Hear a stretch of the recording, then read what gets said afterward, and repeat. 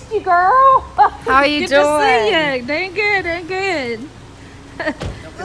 Marie's already filming. Look how pretty she looks. Yeah. The sun's in our face. Now It is. Yes. I was trying to get you in the picture with me. There's Jesse's Histories and Mysteries. Hey guys. There's Jenny's Journey and Mysteries. I got your green-eyed angel driving my car. And we are in St. Augustine. So we're going to check out our hotel, show you around, and then go make some more videos. What's up? We got Marie over there. Hey. Hey Angie. Oh, I missed you. Miss my sister from another mister. Oh my goodness. What an adventure. It's so beautiful coming out here. Mm-hmm. It is. We just stopped at the store and we got out and we're like, oh my God, it's cold. We stopped at Burger King. It's supposed to snow at my house Tuesday. Is it going to do tricks? Yeah. Okay. We stopped at Burger King.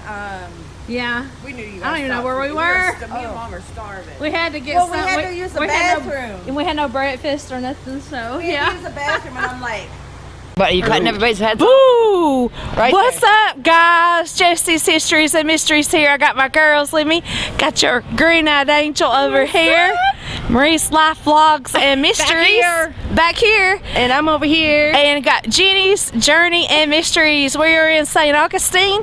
Gonna do some touring around. We're gonna carry you guys with us. So come on, let's go. Oh wow. Save the clothes. Where it was warm, woman. This is behind the scenes of trying to figure out what the hell we're going to do. Can't we just get in the door? I wonder what's on there. Let's go check it out. Is he stopping? I don't know. Oh, he's stopping at that stop sign. Oh, me. Trying to get into the Potter's Wax Museum, America's first wax museum. I wanted to come here the last time I was here, a long, long time ago. And, yeah, I was sick when my boys were really small. So, plus we didn't have a lot of time to tour around. So we're gonna see if we can get in, guys. Be back with you in just a minute. Look at those freaking lights up there on that tree. Check it out. Holy crap.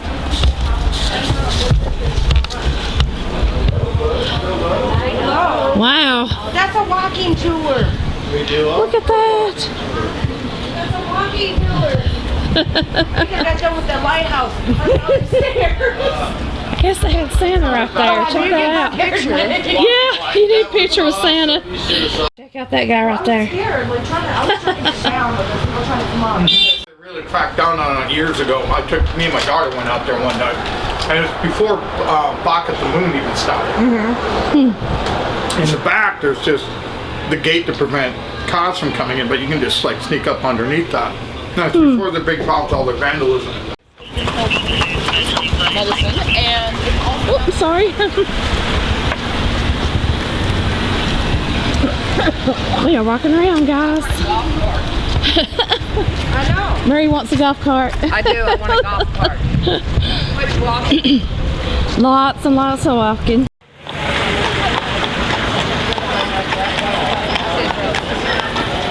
Nose. That looks pathetic. Put your arm around him, Mom. That's so funny. Take the flowers out of his nose. Get him. Hey, fella, do you know where we're supposed to go? Need light?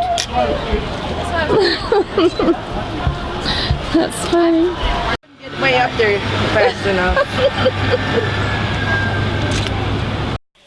Isn't this pretty? We're on St. George Street. Looks like a weird version of Jack Sparrow. It's a Zoltan. Y'all remember that movie Big? Yeah.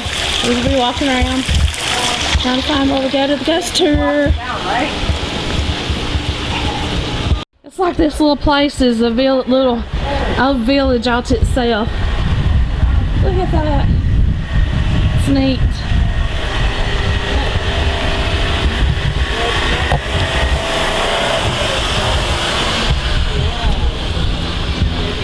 Victoria's vintage photos.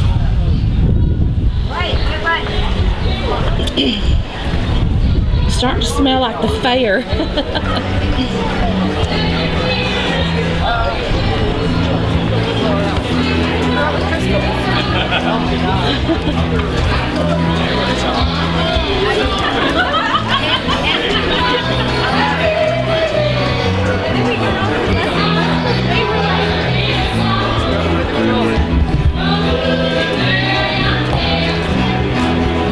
Okay guys, we've walked all over this place, got turned around I don't know how many times, so now we're at the Welcome Center and I'm going to try to see about getting tickets for Ghosts and Gravestones, guys, so stay tuned.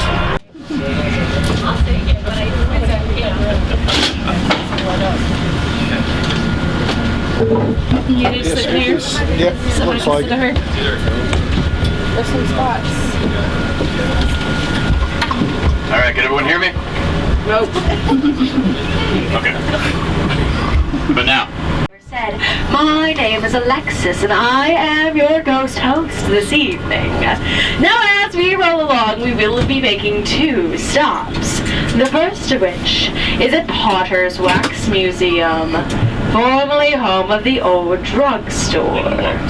Then we will be going to the most haunted building here in St. Augustine, the old jail. Now as we roll the Second Seminole War. Now a truce was rumored to be offered, so Osceola decided it was time to end the bloodshed by marching up to Arcastiones and Marcos, where it was revealed that there was no such truce. Osceola and his men were thrown into jail inside the fort, where Osceola became very ill. Now, he was given a local physician by the name of Dr. Frederick Wheaton, and Dr. Wheaton was well regarded, so no one thought it was strange when he requested Osceola move to Fort Moultrie, South Carolina, where Osceola died of malaria. Now, here's where the story takes a turn for the bizarre.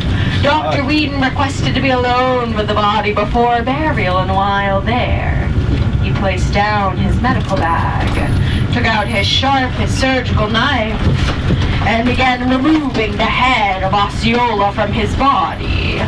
He covered the deed with a ceremonial scarf until the funeral the next day.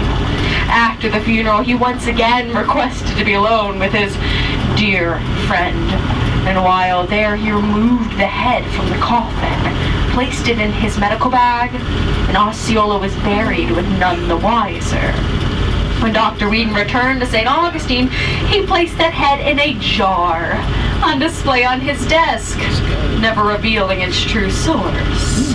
His patients were often too polite to ask where the head had come from, though it is often rumored that Dr. Wheaton's children were some of the best behaved in town.